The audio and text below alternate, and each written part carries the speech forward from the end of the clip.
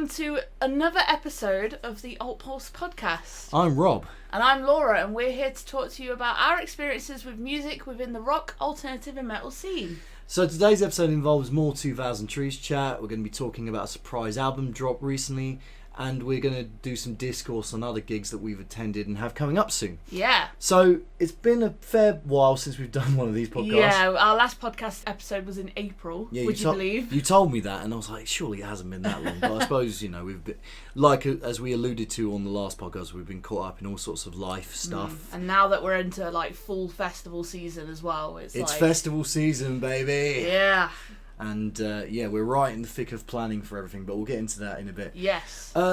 First things first, thank you so much to everyone that did show love to our latest vlog, which was when we went to Download. For the day. Yeah, to see Green Day. That was a whole lot of fun, wasn't it? Yeah, it was a great day all around, and it's really making me want to go back next year. You've already said you depending on the lineup, you might want to do the whole thing again next year. Absolutely. So whereas I'm a bit more reserved. I think still haven't really gotten over how crap the weather was last year, and I'm just hoping I'm not a jinx, because I'm starting to think I'm a jinx, right? I feel like most downloads go to the weather's awful. Yeah. It's like 2016, 2012, 2019, 2024. They're all awful, and they're all the ones I've attended.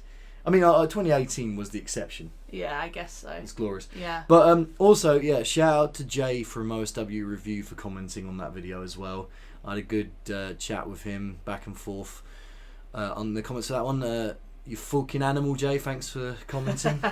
Appreciate you. Yeah. Because he's, everyone check out OSW Review. They're a big inspiration for, certainly the sort of content I like to produce and my sense of humour, if you like. Big wrestling podcast, but they also cover movies and stuff. Brilliant. Yeah. So we're going to get into recent solo gigs that we've kind of been adventurous enough to go on. Before we do that, though, I apologise in advance if there are any audio extra things, shall we say. At the time of recording this, it is 27 degrees outside, so I've got a fan on. We've got fans on. If you can hear a fan and hear two computers running simultaneously in the background, then we apologise. It's been very hot recently in the UK, has. and I'm hoping that continues for the rest of festival season. Well, I will say right off the bat, in terms of gigs that I've done recently. My band played a gig last night in Leighton Buzzard. Yeah. I'm in a Green Day tribute band. We did a very much last minute set. We basically filled in as a favour, but the people that did there said they really enjoyed themselves. We played from 9 p.m. to 11:30. It was something we did two 45-minute sets. But I think at this point, we're quite good in terms of the old chemistry, Yeah. So, book Wednesday, WENZ day. And if you're looking for a Green Day tribute band. But in terms of gigs that I actually attended myself, that I wasn't actually a part of, band-wise, I went to see Def Clock recently at Shepherd's Bush Empire. It was very last minute. It was very last minute. It was very hot. I think it was even hotter than today was. It was 32 degrees. Yeah, it's been quite warm recently in the But UK. it was extremely last minute. I'm talking, I wasn't even sure whether I was going to go until the late afternoon. Yeah, you literally bought tickets on the day, which I haven't done before, I don't think. But, no, it's quite stressful because obviously I got them on resale and they were quite inexpensive, compared to what they were retailing for, which I was very grateful for. But I was panicking a little bit when I didn't immediately receive them through email. So all I had to do was I had to pick them up at the box office there. But that turned out to be a bit of a blessing in disguise because I actually managed to get a physical handheld ticket. Who remembers those? Who remembers those? I don't think they've been a thing since pre-lockdown, Yeah, it's crazy. But in terms of the gig itself, so if you don't know Def Clock, basically, there is an Adult Swim show called Metalocalypse, which I think just finished. They kind of brought it back to just tie up some loose ends within the series. But really hilarious. A whole bunch of guest musician cameos. Essentially, the whole series revolves around, it's an animated series. It revolves around a metal band called Def Clock, who are basically, it's a sort of high concept scenario where this death metal band are the most powerful entity on Earth.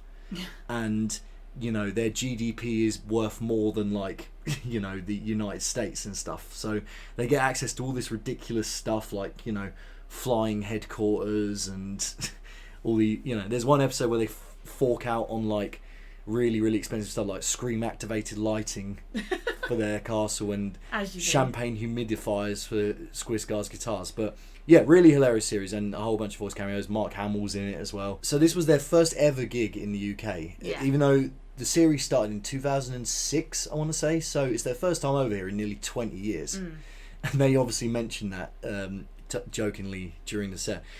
It's created by Brendan Spall, who plays guitar and sings for the band as the persona of Nathan Explosion. And essentially, the band were just kind of silhouetted, in a sense, whilst there was an animated backdrop going on in the background. And little interpolations during the gig of Facebones, who's like this kind of gig etiquette animated guy who's like, make sure you all put deodorant on and stuff. It was very funny. Yeah, Brendan Small, apart from being a very talented voiceover artist and animator and director, incredible guitar player. Yeah. Like, really Shreddy Krueger up there, you know? And then the Atomic Clock himself, Gene Hoglan on drums, who, obviously, if you know anything about the world of death metal, you'll know he's a very, very respected and legendary drummer. Played with Testament, played with Fear Factory, amongst other bands. But yeah, whole band was on fire. They all sounded great. It was very, very stuffy in there, and you couldn't swing a cat. Like, it was just completely sold out. Like, it was not. Shepherd's Bush Empire was not big enough to hold that band. Yeah, I feel like that they could have probably booked a bigger venue for them. Obviously, I wasn't there for the record. It was but they played Grass Pop. Was it Grass Pop? They played Grass Pop because our friend Billy Mayhem went to see him instead of Slipknot. And it's a big deal that they're touring again, because they toured for a bit during when the original animated series had its original run, but they haven't really done so since. So I felt very privileged to be in that room. Supporting them were Party Cannon, who did you catch any of? I did catch a bit of them. Yeah, they were. It's not my cup of tea. Whole man stuff. It's sort of slam death metal. You know, very kind of indecipherable. You know, lyrics and stuff. But, you know, they had this bloke come out who in like a mask, this big ripped guy in like a goblin mask with like a sign up saying Mosh Pit. Oh, okay. And so it was a very interesting. I could be mincing my words there. I also met up with a guy who I hadn't seen since my uni days in Canterbury, which was very nice. Yeah. And then, surprisingly easy to get backwards and forth from the venue. Like, considering I left pretty much last minute. Yeah. And I left myself like an hour and a half window to get into London from where I live, which I'm not going to say where I live, and back. I think it was actually...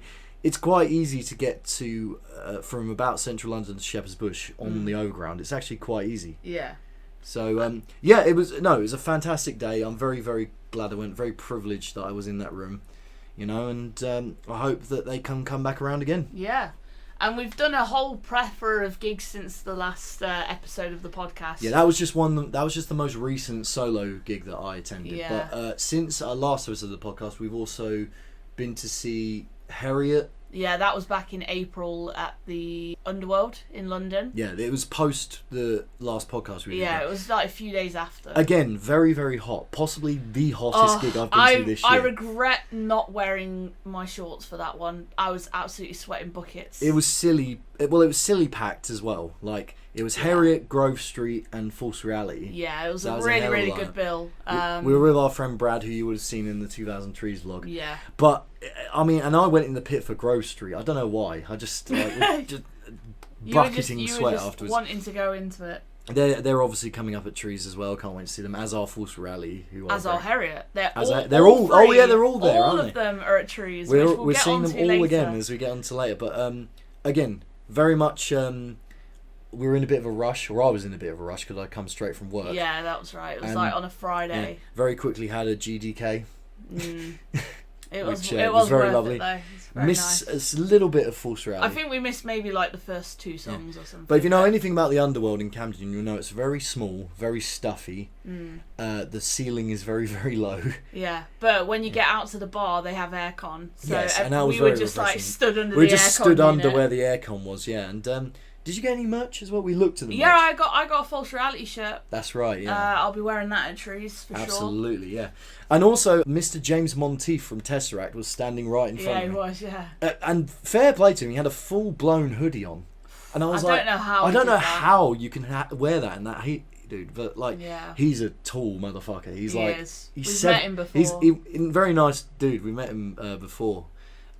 Post Tesseract gig when they were supporting Bullet for My Valentine just after lockdown. We met the whole band, Yeah. which was really cool. And that's a story for another day. But Yes. he's like 8'2" or something. He's a giant. It's ridiculous. And also Ben from Chubb was there as well, who I had a small interaction with. there was quite a few people there from the industry as well that I know of. No, so. it's fantastic. And obviously Harriet smashed it. Yeah. We don't need to tell you that they No, smashed it. 'cause but they we always do. might talk about them more a little bit later. Absolutely.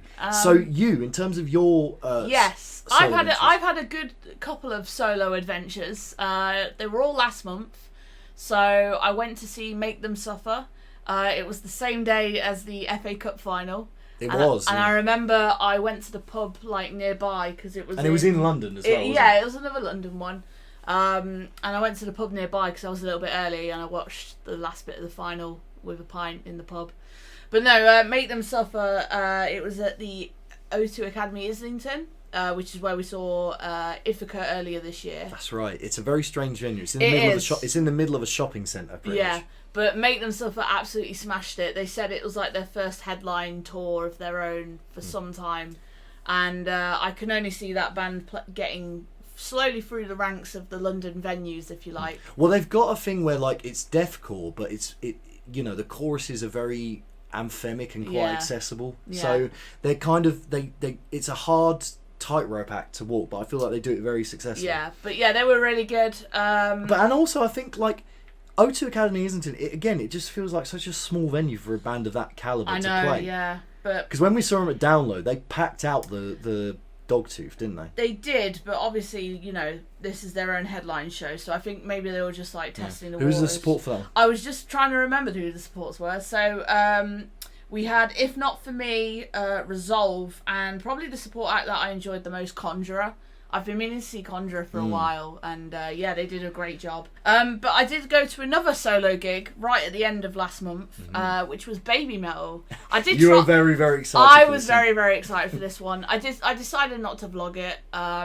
We've kind of not been vlogging our recent gigs. No, our solo venture. I mean, to give you a bit of behind the scenes scuttlebutt, if you like, I did work in progress 2 vlogs for my own solo adventures, which were seeing Bob Mould at in Denmark Street That in was London. like earlier this year, Yeah, right? and High Vis, which was the day before Green Lung. Yeah. And if you're wondering where the Green Lung vlog is, I think we've already said. I think in the that last ship one, might have been that ship has long that sailed. ship might have sailed. To be fair, But- maybe at some point it will come out if we ever I get to. don't think it If we will. ever get well, if we ever get to the stage where we need like a Patreon and like some exclusive content that no one's ever seen before, I might. Maybe we But can hold it in the archive. We're a long way away from But that. anyway, let me get back to Baby Metal. Anyway, for a back to little Baby bit. Metal, Yeah, so I got there just before the first support act, which was Bambi Fug, who is at 2000 Trees. Bambi Fug, for those who don't know, actually represented Ireland in the Eurovision Song Contest a couple years ago. They did play that track. They played a few other tracks that, it wasn't fully 100% my cup of tea, but there is one song of theirs that I've had in my head, like, since I saw them. So maybe that's a little bit of a win. But the main sort of crux as to why I jumped on my ticket, not just for Baby Metal, but Poppy was also there supporting. And I was absolutely, like... I was so happy to finally see Poppy. You live. you never seen Poppy No, before? this was my first time seeing Poppy, and yeah, she put on a great show. And it was an interest. I think a lot of people who've seen her at Download this year have said that like the way that she interacts with the crowd is pretty different to what you'd usually. It's quite kind of see. it's quite kind of subversive, isn't it? And Yeah. and no one like so she sort of does everything. Her persona, if you like, if you don't know Poppy, is like she's a bit of a transgressive figure in the music industry, Yeah. and she sort of Oh, why are people looking at me? Yeah, kind of takes the mick out of people like influencers, if you like. Yeah, but no, she did amazing. Like I would definitely go and see Poppy again. 100%. I mean, I will admit my favourite Poppy release was the grungy album she did called Flux. Yeah, that was during the COVID times. And she didn't do a single song. She didn't do a single song from that. So I was, when you told me that, I was quite disappointed. Yeah, but then, like I say, the set was solid, and then of course Baby Metal, which were the stars of the show. I'm so glad that I finally got to see a full set for Baby Metal. Redemption for download from last year. And Baby Metal, they showed off a couple of new songs from the album that has been delayed again, sadly, to August. Those songs include Song 3, which include a feature from Slaughter to Prevail. That went down a treat. They also played Rat-a-tat-a-tat, obviously. Did they bring out Electric Callboy? No, Callboy were not on there. What about? Did they bring out Alex Terrible for the sort? No, that was just so they were just all back. But yeah, apparently this was like their longest set of the whole tour. They did 15 tracks. But they brought out Poppy for the encore as well, so they did From Me to You, and it was just funny because you had Baby Metal at like the top of the ramp, essentially, with all the dancing choreography. Yeah. You turn over to where Poppy is near the band section, and she's just two-stepping away, like she's having a great time. Yeah. But no, like Baby Metal absolutely smashed it, and that's probably an early contender to be amongst like my set of the year or gig of the year. Sweet. Where was this again? O2. O2. So how was it getting out of the O2? Because from our experience, it's been quite difficult. Yeah, sometimes. it wasn't too bad. Like compared to Paramore. Paramore was a nightmare. Paramore was a little bit of a mare, but for Paramore we were kind of in the nosebleeds, if you like. We were literally so high up at the O2. But for Baby Metal, I was in standing, so I was kind of at the edge of one of the standing areas. Like I saw Gorillaz at the O2 a few years ago, and in the standing area, it doesn't fit for me. It doesn't feel as big. No, but it's because of health and safety. They have like the sort of grid section where you can stand, and then they have a bit where the security are like, no, you got to stay in the line, and that's obviously because of fire exits and all that shebang. But no, it was really easy it was pretty easy to get back. I did have a very important Pokemon thing the next day, so I was very tired for that. But no. Baby Metal were absolutely fantastic, and I don't think I really need to say anymore. You redeemed. It was redemption, yeah. Redemption from down. And I'm definitely gonna catch them again when they come back in the UK. Brilliant. In whatever form. And we'll just cover one last gig that we did. Yes. And this one was together, although sadly we there won't be a vlog of this one. No, we just were enjoying ourselves. We just wanted to just enjoy ourselves. We went to the Crawford Arms in Milton Keynes. Yes. To see a band who are also playing 2000 Trees. There's a bit of a theme. There's a bit of a theme going on here. Panic Shack. Yes, and we've seen Panic Shack I've seen them twice. You've seen them 3 times. Well, if you recall watching our 2000 Trees vlog, any of you out there, I actually saw them twice at the same 2000 Trees last year. Because basically they deputised, I can't remember who pulled out of the headline slot. It was on the new stage on the last day. Last day, yeah, because I was seeing Creeper. Because you saw Creeper instead, but I chose to see Panic Shack again just because I can't get enough of those girls, honestly. Yeah. They are just, they're so entain whenever I see them. You know? I'm very excited for when the album finally comes out, like next month, I think. And actually here, we actually got a lanyard. Yeah, they were selling the lanyard. A digital copy of the album for when it comes out. Yeah, and it's got like some bonus material as well. So we're looking forward to redeeming that. It's an interesting thing, selling a lanyard, but it's yeah, I mean, I guess it looks really nice. Yeah, it's really cool. And then also after the gig, we actually got to meet the band. We did, yeah. We decided like just to have one more drink. I mean, I was driving, so I didn't. Yeah, this was in my non-drinking phase, shall we say? So we waited and we spoke to Panic Shack. It was really cool. Yeah, very nice ladies. Very nice ladies, very welcoming. Yeah. Very grateful, for all the support that they've had. Yeah, absolutely. Really cool. And the latest single, I guess, that you can see on Spotify, Thelma and Louise, such a bop. Like, I cannot wait to hear that live at Trees. They do it. I mean, they're great at just simple kind of, and I don't mean simple in a negative way, but like economical bops. Yes. That kind of are the most minimalist, guitar, bass, drums, vocals. Yeah. That's it, Yeah. But they're so catchy. It's ridiculous. Like, I think them and the Interrupters, if they ever do a show together, which that would be interesting to see. It's a weird dynamic, a ska band and like a kind of indie, sort of indie punky kind of band. Yeah. But like, honestly, like check out Panic. Once their album comes out, please do check out Panic. I think it's self-titled, right? I think it is self-titled potentially. That comes either out way, in comes July. out in July. Go and listen to it. But Yes. yeah, those are all the recent sort of gigs that we've done in the last couple of months, I would say. Yeah. We do have, obviously, a couple of other things in the pipeline. Yes. Obviously, the main crux of this podcast episode is about 2000 Trees. Mm-hmm. So you can fully expect a 2000 Trees vlog from us. Now, we don't know, though, whether we're going to be doing a similar format this time round. Yeah, we might be experimenting with like a two-parter, or we'll try and collate it into one video again like last year. Or there might be Simon Bond, when he covered 2000 Trees last, his whole thing was framed around trying to spend as little money as possible. I'm not saying we should do that, because that A, be ripping off his idea, and B, we actually do want to spend some money at Trees to support the festival. Yeah. But, like, we're thinking about how we're going to structure it, how we're going to frame it, maybe do it, lean in towards more of the educational aspect of it. Or, yeah. Who knows? We do have, I mean, obviously this is kind of semi-spoilers for later on in the podcast, but I do have quite a few gaps in my schedule at the moment. So I'm thinking of, like you say, sort of showing off a different side to Trees that we didn't do last year. Yeah. So maybe the non-musical elements. Yeah, there's quite a few other things. But anyway, so we've got that, and then actually, just before we go to Trees, we're going to be seeing Press Club. That's right, yeah. And that is literally the day before we go. The day before we go. So, Press Club are playing the Friday of Trees, in between Jules and Black Gold.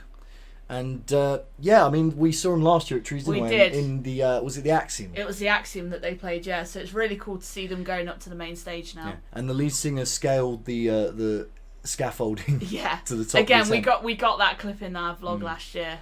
By the way, their latest album is very, very good. Yeah, very, very good. We'll talk some more about albums later. So we've got that, but also we very spontaneously bought a last-minute ticket for something that's happening next week at the time of recording. Yeah. We are going to be seeing Slayer!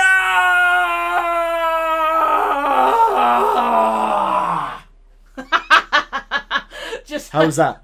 that was very good. The Did that waveforms peak? were Did that on peak it. the audio levels Not much? quite, but yes, we're going to be going to see Slayer. Yes. It's an absolutely stacked bill. We yeah. got these This tickets is at Finsbury Park next week as we're recording this. Next Sunday. The 6th of July. And yeah, it's a stacked lineup.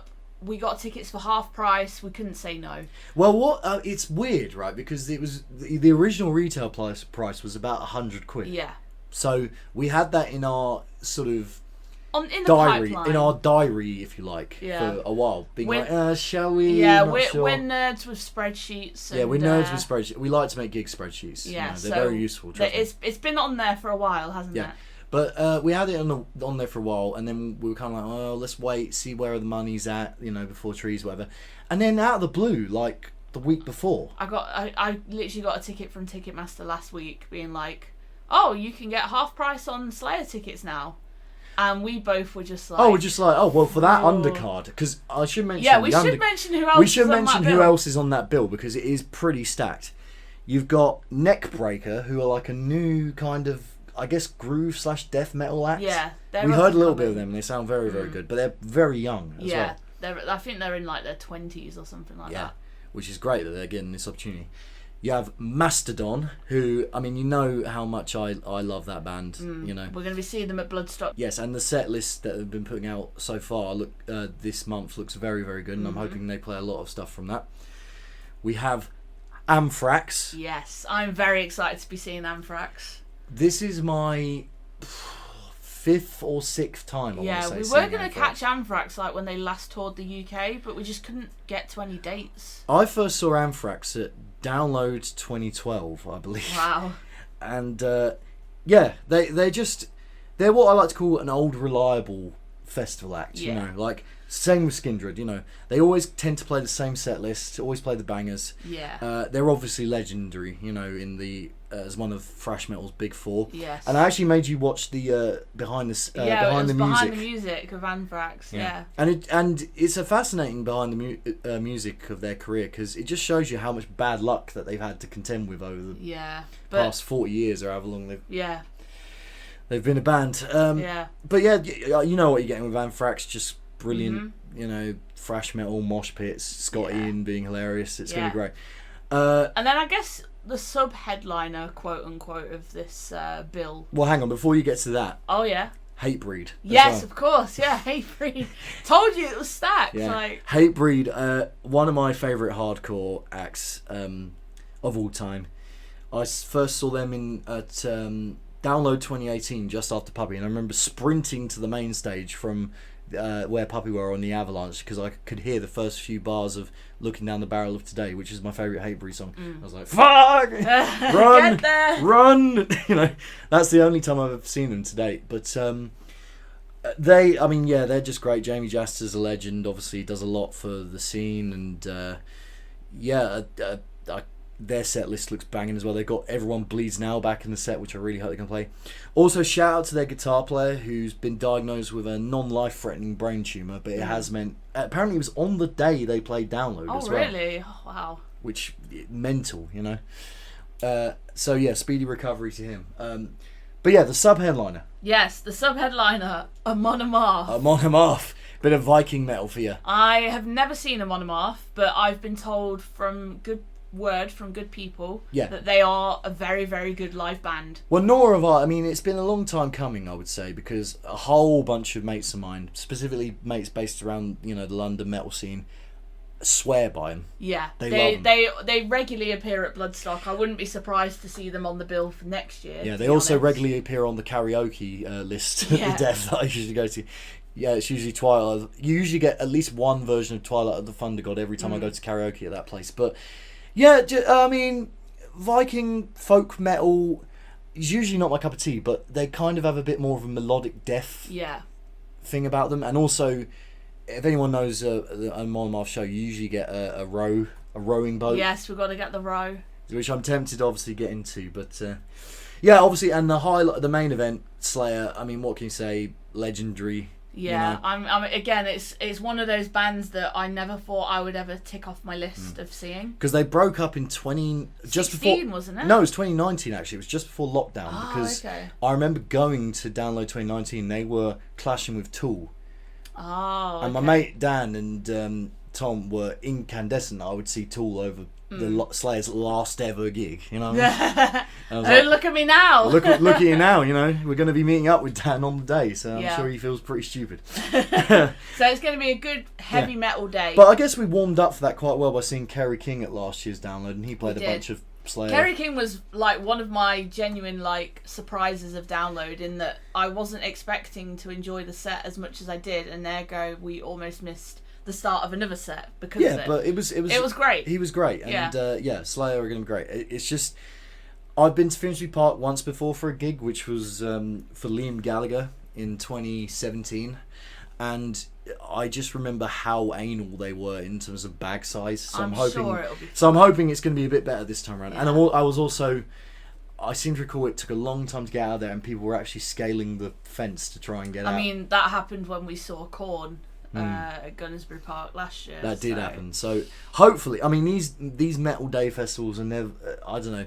I'm starting to think they never plan them too well. You know? But hey, who knows? For a half price ticket for all of those bands, I'm not going to complain. Oh too yeah, much. no, I think we got a good deal there.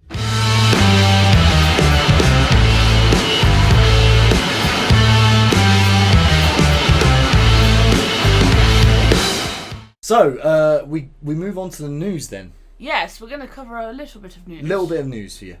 I guess the most important thing for me, really, because I've followed this band for a hell of a long time. I've met the members, the front man in particular. I've met a couple of times. Really nice dude. We've seen him at Trees. I've seen him at like underground shows and stuff, and they're always stellar.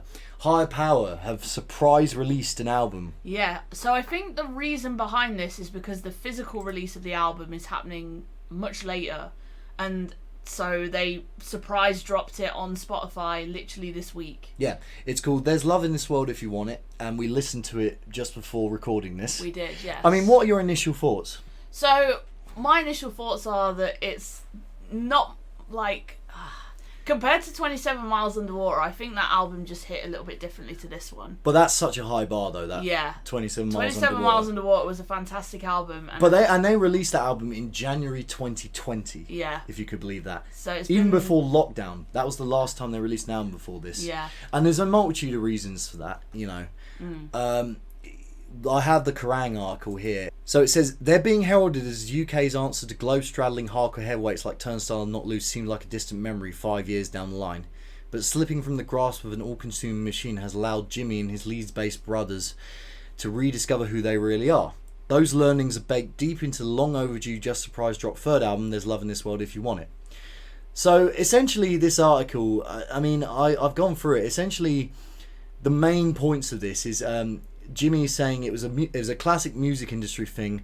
We were going on tour with Neck Deep in the US, so there's a pressure to get the single out, which was Absolute Bloom, which they released last year. Yeah, that's what's also February like, last crazy. year, and it's on the album. So I guess it was a bit of a delay. They didn't have the album finished yet. They were supposed to be finishing it on that tour, have the instruments down, but we recorded hardly anything during that tour. There just wasn't time. And when we did get home, between us all working, Alex being away and Lewis being away, it effectively took us another year to finish it. And essentially, this is a very telling paragraph. That so Jimmy basically said to Kerrang, they've agreed this isn't going to be a job for us anymore. It isn't going to be a career for anyone. We do it as and when we can, just when it feels good and right, as it's not eating into other areas of our lives. Having been a band for 10 years, touring pretty much full-time, we realised we neglected things. We learned the hard way we missed spending time with loved ones, being there for people being born and people dying. So if we didn't record 1 week, that was fine. I moved to how everyone had these other things they were trying to catch up or invest in. It became a fun process again rather than obligation. It's a telling thing, isn't it, that bands are really starting to not treat this as their full-time gig, which is understandable really in this economy, but at the same time it's quite sad. You know? I mean, I know that Jimmy himself, he does like tattooing on the side. Well, it's kind of his main gig, I would say. So I would say if you go on his Instagram, it's just all tattoo related. I'm taking bookings now. Yeah, he does very traditional tattoos for any fans of the trad art style. Yeah, the tribal stuff. Yeah, absolutely. And he's very good at it, you know.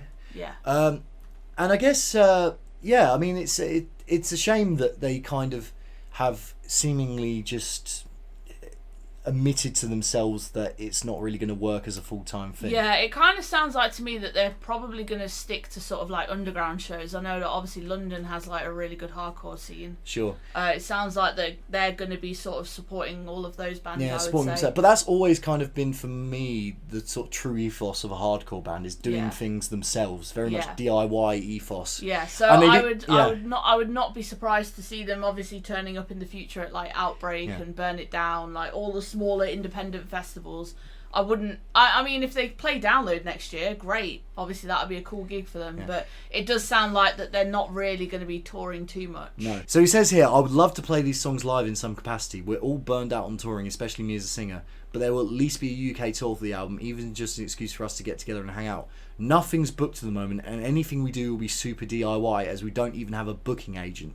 Yeah. So there you go. Like, they don't... You know. So probably expect them to hit like smaller festivals, smaller venues across like the UK. Well, I mean, I remember asking Jimmy when we were both at it was a High-Vis release show for Blending, and it just goes to show how long it's been since High Power released an album, because I was asking him then, how's and the that was album like go? nearly 2 years ago. And he was saying about how Roadrunners kind of run out of money, and you know, I presume I can't remember which label I think they might have just self-released this. Yeah, it probably is a self-release. Yeah. Oh, it actually says via Nuclear Blast. Oh, Nuclear Blast. I mean, that's Machine Head are on Nuclear Blast as well.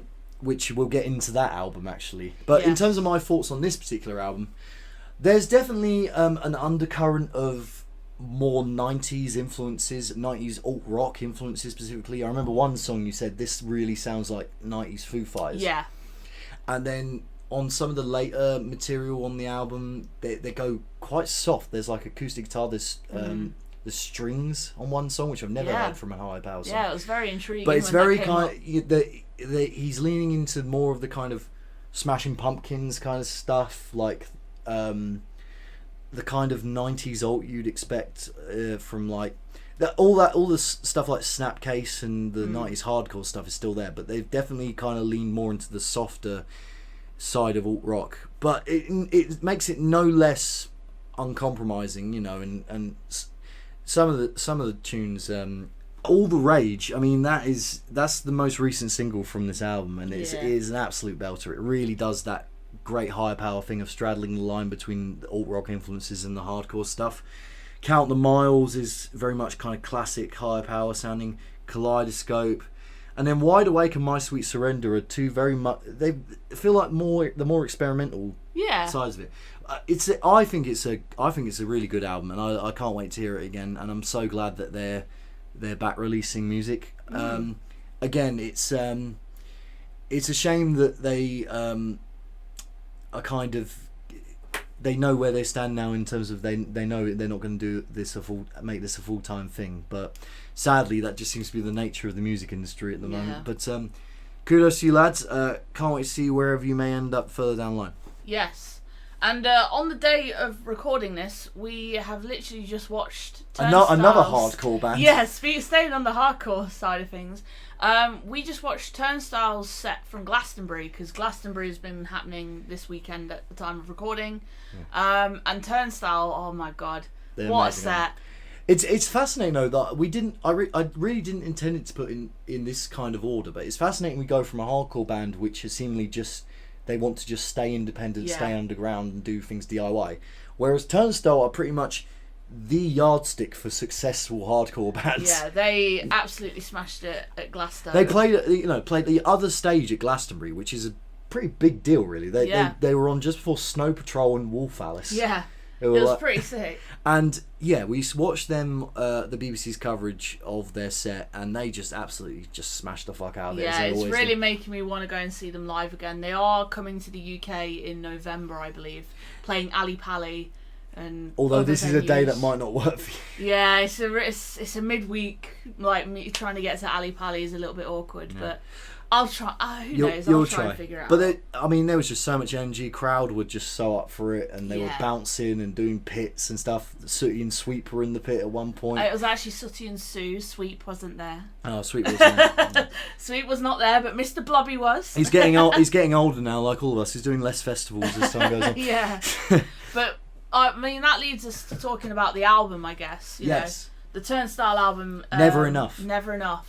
The title track alone is just, oh my god. One of my favourite songs of the year. Yeah, it's by far. Proper summer vibes. It really is. It has a beautiful kind of, it continues the experimentation of Glow On with the combination of ethereal sort of synth work and like really cool grooves, experimental grooves, but like at the core it's a hardcore album. Yeah, I think on first listen, I've only listened to the album like all the way through a couple of times, and the singles like Seeing Stars and Never Enough I've heard multiple times, but back to front I don't think I enjoy it as much as Glow On, but that album was so good. Again, just like 27 Miles Underwater and this one, such a high bar. Yeah, but I feel like maybe the more I listen to it back to front, the more I get the image that they're going with for this album. Of course, yeah. But the singles alone are incredible. I really like the kind of aesthetics that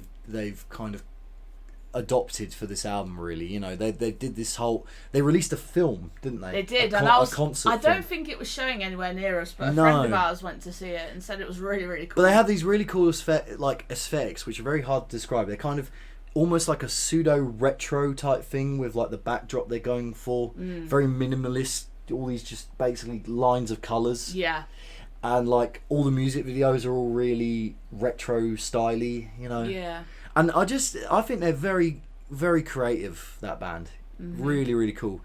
And obviously they, you know, having Hayley Williams on the album helped. Yeah, that was really cool, and she put a great sort of post about it on Instagram. Oh, yeah. Saying that Turnstile are my Fugazi is what she said. And, of course, all the uptight, hardcore Fugazi people got really annoyed, which just goes to show she said the right thing, you know. Yeah, I mean, like Turnstile are definitely, they feel like one of those sort of generational bands. Yes. Like in the way that they're sort of going about their business, and they're just playing bigger and bigger shows the more they put out.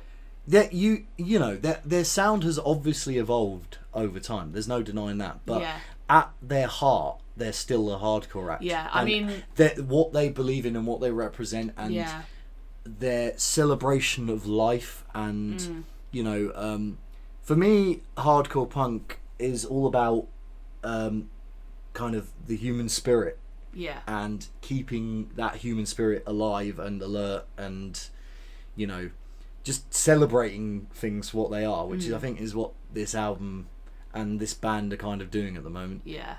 But yeah, shout out to Brendan's a terrific front. Yeah, I mean, we've had the pleasure of seeing Turnstile twice so Yes. far.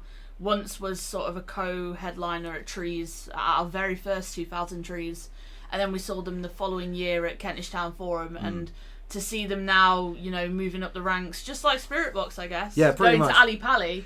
But these are all musicians at the top of their game. Even the new girl they got into on guitar, Meg Oh, Mills. Brilliant. She's great. I didn't realise where she Yeah, was from so before as well. she's British, it turns out, and she played in Chubby and the Gang. And I've seen we've both seen Chubby and the Gang before, right? Do you remember her playing No, guitar? I don't. I mean, this was 4 years ago when I saw Chubby and the Gang for the first time. Yes, but she was in Chubby and Gang in another group called Big Cheese, which Yeah. it turns out a couple of members of Higher Power are in as well. Well, there you go. So So it all relates. All the hardcore stuff kind of yeah, they do. envelops in itself. Who did you say was at the side of the stage watching Turnstile as well that you were surprised Oh yeah, by? there was like Maya Jama side stage, who, for anyone who doesn't know Maya Jama, she used to like date Stormzy, and she's a Radio 1 DJ. But she was properly She loving was it, wasn't proper loving it. I was not expecting her to be a fan of Turnstile, Yeah. but here you are. And it's kind of the thing, you can argue to death whether Turnstile are still have compromised their sound anywhere or are still representing the things they claim to represent. But if it means that kind of modern audiences get into that style of music, I'm all for it. Yeah, and like you kind of alluded to already, they still stand by their true beliefs and what they represent, and I think that if you watch that set, then it really shows that they're still, in that mode. mind frame. They've never ever once compromised their stage show, No. I can tell you that. They looked exactly the same from when Yeah. we saw them at Kentish Town Forum. all Yeah, those years back. absolutely. But yeah, let's talk about some other albums that we've listened to before we get onto the main crux of the podcast. Yes, absolutely. So, we also listened today to the latest Machine Head record, Unatoned. Yeah. You weren't too keen on it. No, I think Of Kingdom and Crown was better. Of in my Kingdom and opinion. Crown was brilliant. I think, but if I'm being, I really liked it. If I'm being honest, I think they're doing a thing now, Machine Head, where they kind of there's less of the really long kind of progressive stuff in terms of the musically progressive. And they just go for straight ahead grooves. They know what sound they're after. This felt like they didn't change up much in a way from the last release. Yeah. See, I'm just looking at like the sort of the tracks from Of Kingdom and Crown, like Choke on the Ashes of Your Hate. Yeah. Oh my god. My Hands Are Empty. I remember My that Hands Are one. It was Empty. really good. Yeah. Oh, No Gods, No Masters. That was like a bop. But I think we're going to see him at Bloodstock. I'd be Yeah. very happy if there was a healthy dose of this album in it, because Atomic Revelations is great, straight ahead groove, Unbound, that's a terrific track. I think Bone Scraper has got a hell of a chorus that's going to be Bone stuck in my Scraper head. is definitely going to be played. I think they've been playing that in recent festival sets. So Yeah. And These Scars Won't Define Us as well, which they've actually done a version involving a lot of other acts. Yeah, a tour version which features In Flames and Lacuna Coil singing on it. nice. So maybe that'll change your mind, because you love Lacuna Coil. I do love Lacuna Coil. Who knows? They might bring him out for their. Maybe, set but as well. they're. I mean, they're on separate days, but never say never. Yeah, but I really like Not Long for This World as well. I think that might be one of my favourite songs from the album. And even the interlude bits, I feel like were really cool, really kind of added to the atmosphere of the whole record. But what I just love about Machine Head is that, again, they're in it for the long haul, and Rob's just a fantastic Massive frontman. veterans of the game. Yeah, Rob's a fantastic frontman, really charismatic. I remember at Download they just blew the place apart. They saved my Sunday really for me, because I was pretty tired from the night before. if you like Machine Head, you'll like this album. Yeah, I mean, obviously, like, you know, just because I said it wasn't as good as the last album doesn't mean that I didn't enjoy parts of it, you know. Sure. But I am very much looking forward to seeing Machine Head at Bloodstock. Yeah, I almost said download. It's because you just said download. Yeah. But yeah, I'm looking forward to seeing Machine Head at Bloodstock in August. Obviously, we'll talk more about Bloodstock as we get a bit closer to it. Yeah. I'm going to segue a little bit to another album that I've really enjoyed as of sort of recent releases, and that is the new Employed to Serve album, Fallen Star, which that title track alone is just... it's so different. Like, it's so different to their usual I remember when I first played it to you and you were just like, this is Employed to Serve? Yeah, I was like, is it really? This is Employed to Serve? Yeah. But like, I think it's fair to say Sammy does a lot more on this release than on previous ones, in terms of vocal performances. Yeah, he really has, you know, sort of not stepped his game up, that's the wrong way of saying it, but he's definitely featured a lot more heavier. He's featured a lot heavier, you know. But like, I'm just going back through my notes on the album. So you like I say, Fallen Star and Atonement as well. Atonement featuring Will Ramos, of course, from Lorna Shore. Yeah, I don't think they'll bring him out at Trees, but no, never say you never never. Know. But no, some of the other songs off of that album that I really liked. I really liked Now Thy Kingdom Come, Brother Stand Beside Me, and I did quite like the one with Jesse as well on it. Yes.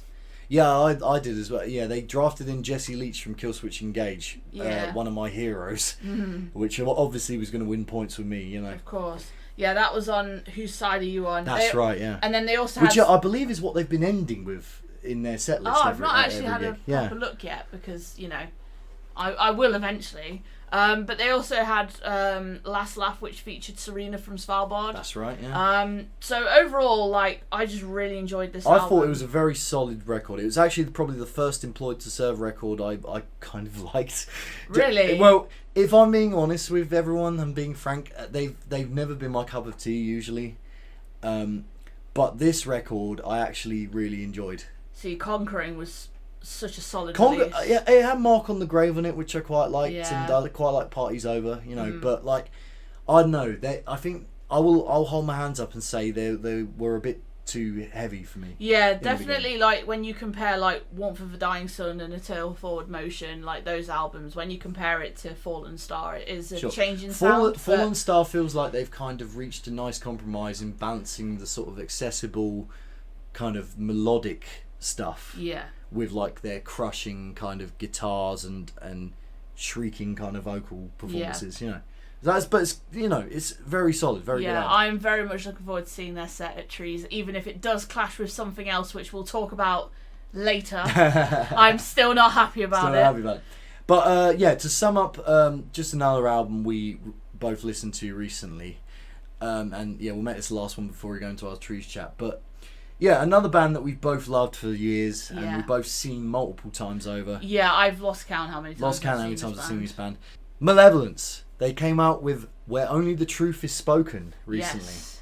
And I love their release kind of ethos for this one, because they not only did they do a whole bunch of kind of HMV in-store performances, one particular in Birmingham, which was hilarious. It was kind of like they literally just did a last-minute hardcore show within this Birmingham HMV. Our mate Stu went to it. Yeah. And but they did a really interesting thing for the release. They hand delivered a couple of copies of the album when it first came, like the day before. Yeah, the day before the album came out. To people that were living in Sheffield and who had like pre-ordered the album. Which I thought was hilarious. And they also did a CD release where the CD was in a kind of parody copy of a Call of Duty. Yeah. But it said Malevolence, Where Only the Truth Is Spoken. Like. Yeah. I think that's genius. Our mate Roddy got a copy. He did, yeah. But yeah, massive props to Malev as well, because they actually did make it into the official albums chart. Did they actually? Yeah, I was wondering about that. They made it to number 32, which doesn't sound, you know, crazy right now.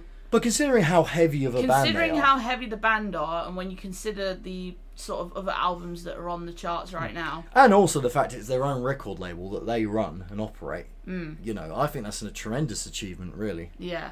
And these guys deserve it. You know, they've been total workhorses for the past few years. Yeah. I think the album itself is terrific. I really do. I think for me at the moment, it's sort of on a par with Malicious Intent. I'm not quite sure whether I like it more or less than that album. I still think Malicious Intent is my favoured out of the two. Yeah. But if you look at the tracks on this one, though, you've got Blood to Leech, which is brilliant. Yeah, Trenches, which was the first single, which crushing. If It's All the Same to You, which obviously, I mean, the video with Alan Ford obviously helped Brits off. I think that's one of my favourite. That was a fantastic tracks song off the whole album. Salt the Wound. Oh, and that was the one where they filmed in the Peak Districts. But what organisation was it that shut them down? I can't remember at this stage. Yeah. But some government organisation basically said, no, we can't. You got to take the video down because it's showing the Peak District in a negative light or something, which I think was absolute. I don't know the full crux of the information, but. So yeah, it's a shame. They're all on like top of the hills in the Peak District playing guitar. It looked epic, but yeah, unfortunately you can't view it anymore. Yeah. I'm sure someone's probably re-uploaded it somewhere. So Help Me God though, I reckon that's probably, in terms of the ones we hadn't heard yet. Yeah. I reckon that's probably my favourite one. It's so crushing and so brilliant. Just all of these songs are. If you like, Malev haven't compromised their sound in any way. Malev are very consistent, I would say. They're just consistent. If you love brilliant guitar solos, and just guitar work in general, great kind of Crowbar-esque cleans from Con, and just obviously the crushing beatdown hardcore and breakdowns and things. I mean, go and see them live to start with. Yeah, they did a secret set at Download this year. They did. Which I've heard that went down very well. I'm going to take a leaf out of Alex from Good Friends the Ragamuffins. He actually did say in the Ragamuffins download vlog that he could see Malevolence headlining Bloodstock next year. I could also see that. I think that is a very strong possibility. That's a great shout, actually. Given how well the album's done for them and, given their reception at various festivals that they've been to throughout the last couple of years especially. And honestly, considering Download are kind of now finally taking a punt on new artists to headline. Yeah. Bloodstock could easily follow suit. Yeah. I mean, we'll talk about Bloodstock more in a future podcast. Absolutely. But at the time of recording, Vicky has pretty much confirmed that 2 of the headliners for next year are locked in. So I'm very much excited to see who they are in a couple months' time, obviously, when we're there. Yes, because they do actually announce They announced part of the lineup. Whilst we're there on big screens. It's just before we see Tribune. And you get the whole audience crowd reaction to it, which is genius. It really is. It is really good. So very much looking forward to finding that all out. And go and pick up all of those albums I mentioned because they're all great. Yes.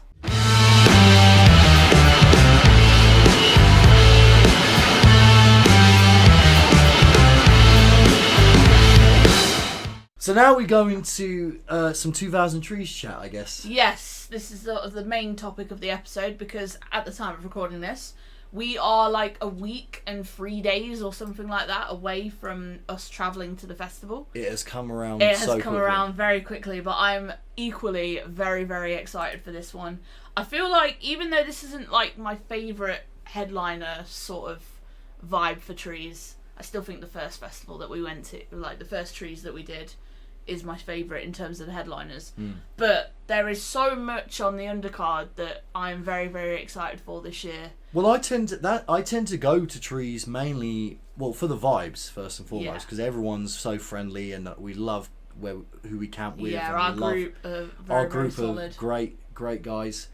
But just to discover some new talent really as well, and we have them in abundance. Yeah. So I guess if we want to sort of structure this in a way, that's easy for the listeners to follow, we'll talk about first sort of like, how we've been getting prepared for the festival. I can tell you right now that I've been prepared for like the last week and a bit. Yeah, our hallway is already misorganised. Our hallway is already starting to sort of get a bit, cluttered with all of our stuff. Yeah, we could open up a bloody mountain warehouse with the amount of things. We could. I've got so much stuff like in the hallway right now, and I've already pretty much packed like all of my clothes, and we've tested the tent already. We've got our chairs, we've bought most of our food. I would say as well. I'd say the only thing that we have left to get, which we're going to do next week probably, is our alcohol. We haven't bought that yet. Yeah, we need a good booze run.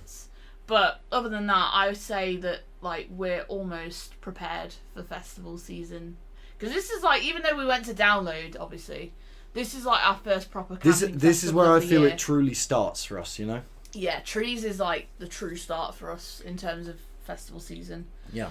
But yeah, we've been getting prepared for that, obviously, and we've obviously been sort of narrowing down our sort of Clash Finder, because we've had the Clash Finder for quite some time now. Yeah. Thank you, Trees. Trees do tend to put out their Clash Finder super early, which is very... It's been very helpful convenient. to sort of help eliminate some of the artists that sadly I will not be able to see due to favourites clashing with them. But obviously it also allows us to, as Rob's already alluded to, sort of discover new artists on the bill. And that's the beauty of Trees, is that there's a good mix of artists that you know and love, as well as sort of new discoveries that you pick up in your sort of research. Certain bands, like, they barely have any listeners on Spotify. Yeah, and it's they crazy. booked them for Trees, but which I think is terrific. You know, Yeah. giving everyone a chance. Yeah. So let's sort of go through day by day and sort of just give you a brief sort of preview, I guess. As We're to not going what to spend we're too long thinking. on this, because I'm pretty sure we covered a bit of this. Yeah, on yeah. the We're previous not podcast. going to sort of go into detail about every band, and a lot of these bands we have featured on the channel many Sure. times, and obviously if you check out our vlog from last year, some of these bands also featured on that. But just to sort of give you an idea of who we're planning to see at the festival. Wednesday's pretty much everyone. I'd say. Wednesday is pretty much everybody. So Blank Atlas, Vower, Buds, Unpeople, Unpeople, Blood Command, Panic Shack, Grove Street, Kid Capici, and then Hot Milk. Yes. You're very excited for Hot Milk. I am right? very excited for Hot Milk. I think I've already planned that after Kid Capici, I'm going to quickly nip back to the tent, get dressed into my Hot Milk long sleeve, And this rep and proud. Yeah, and this alternates between the Forest and the Word stage. Yeah, just like last year. Again, for anybody who was there last year. And not only that, as if your luck couldn't be even better, right? Yeah. The Excerts, right, are doing a silent disco live set at On- like half past. It's What was hot- it, like it's quarter to midnight? It's quarter to midnight, yeah, on the first day. And if you don't know what a silent disco live set is, essentially what it is, it's something that's kind of exclusive to Trees, I feel. I'd say so, yeah. I can't remember when they first introduced it, but it definitely was a thing last year. It was a thing because last year. We didn't go to any, but because of how the silent disco headphones work, we were able to sort of listen to the live sets from our camp, even though we weren't there. So I should explain. So silent disco live sets, essentially, they work like a silent disco, except instead of DJ channels, it's a live band playing. I have no idea how that works. I'm very much looking forward to seeing that. It's going to be. practice. I'm looking forward to taking off my headphones and looking at the band playing. Yeah, I'm definitely going to have to do seeing that. if they Do just- you know what? We're going to have to do that in the vlog. We're going to have to try and sort of show what we see versus what you hear. Yeah, it's going to be. It's going to be one of those strange. It's going to be like one of those meme videos where like they take away the music and you it's just hear the feet shuffling. Yeah. It feels like it's going to be like that. But I'm very much looking forward to finding that all out on the Wednesday. But we have the Excerts who. I mean, we love the Excerts. I Yeah. mean, you saw them supporting New Meat 6. I've all seen those them years ago. so many times. Seen them a few times. Great. They're almost at the level of like the most times I've seen a band. That's how many times I've just seen them along the way. Well, I mean, whilst we're on the subject of the silent disco live set, you also have Dream State, Oh, your favourites, my faves just on from last year. on the Thursday. Yeah, and again, that's sort of quarter to midnight. So the plan is on the Thursday, after Stick to Your Guns, is to just go back to tent, grab a few drinks, and then go and watch Dream State in the Forest. Sounds do like a plan. Live disco set. But yeah, just to sort of plough through Thursday in terms of like who I'm excited to see. Terminals is going to be my first port of call, I think. Yeah, so they're a relatively new band, I would say. They are like pretty much, if you like, kind of your very kind of post-rocky sort of shoegazy type metal. Yeah. Then that's the band for you. So I'll go into them briefly. They blend elements of post-punk, hardcore, and noise rock into aggressive yet melodic sonic assault. Chaotic yet precise sound. They've earned a reputation for electrifying live shows that blur the line between ferocity and art. They're great, and can't wait to see them. Yeah. Also on that same stage, actually, on the Thursday, Just afterwards, is San Dimas or San Demis. San Dimas. San Dimas. I'm trying to make it sound very fancy. I as you think can it's a tell. reference to Bill and Ted. I think that's where Maybe. that's the town in California that Bill and Ted are from. Maybe. But I remember in like turning you on to these guys and thinking, oh yeah, they'd be kind of up your alley. So they're kind of like a bit pop punky. I would They very say. much remind me of As December Falls. But they do have elements of punk in their sort of sound as well. I mean, Trees lists them as punk, hardcore, and alternative rock. I definitely think they lean more towards the alternative rock side of things. Yes, I would agree. But yeah, they definitely remind me a little bit of As December Falls in their early days. So I'm very much going to be checking them out. And then pretty much straight after that, going straight to the main stage for the first time the weekend and seeing Karen Dio, Yes. who we featured in our download vlog this year. Yep, she's terrific. Yep, very much looking forward to seeing her. And then we've got... Well, before we mention, actually, I need to shout out another band who played the Forest stage called Grieving. Yes, they're on at the same time as... And in their bio on 2000 Trees website, it was saying that they have a list of influences such as Husker Du. And at that point, I was immediately, Intrigued. sold. They don't even have a bio on the app yet, but I can tell you that is pretty much... They have that kind of slightly 80s kind of alt rock vibe, very collegey, very kind of like Replacements, Husker Du-esque, with a bit of modern kind of alt rock in there. But they're terrific. Never heard of them before either. Yeah. Again, the beauty. Never hearing these bands before. Yeah. And that's going to be the same case for what I'll be doing after Karen Dio, and that's seeing Pave Yes. on the new stage. I'm hitting the new stage quite a bit on this first day, let me tell you. But Pave very much remind me again of Paris, who are actually playing on that day as well. The Trees app describes them as sort of alt rock, grunge, a bit of post punk in there. And they've only been a band for a few years, but they fuse a lot of like 90s rock sort of influences into their music. So they have like lots of riffs, and I'm just very much looking forward to seeing them, like, as I say, new Trees discovery. And then after that, for me, I've got a bit of a break, but then we have the classic Axiom Cave Jump, and it's a quality run that I'm planning on doing. So we've got Super Bloom on the Axiom, and I think we're both very much looking forward to seeing them for the first time. Super Bloom are a band that, again, sort of lean towards sort of the 90s alt rock, grungy I am vibes. so excited. I've been waiting to see this band for so long. And we always seem to miss them. They're very much a Rob band, you know what I mean? Yeah. I.e., grungy guitars, grungy vocals, alt rock, shoegazy elements. Yeah. That's what I guess we like to refer to as Rob rock. Yeah, we do refer to it's that right in our circle. Yeah, it's right. So we got Super Bloom, and then it runs into False Reality, Dream Nails, Vexed, and Puppy, and that's back to back to back to back. Well, what I will say, that is for me the worst clash of the whole festival. False Reality versus People. Yeah. See, but fortunately, People are actually on the Wednesday. Yeah, so that's what's making my argument being like, I'm gonna go and support False Reality instead. Yeah, and then Dream Nails. I briefly ran through that.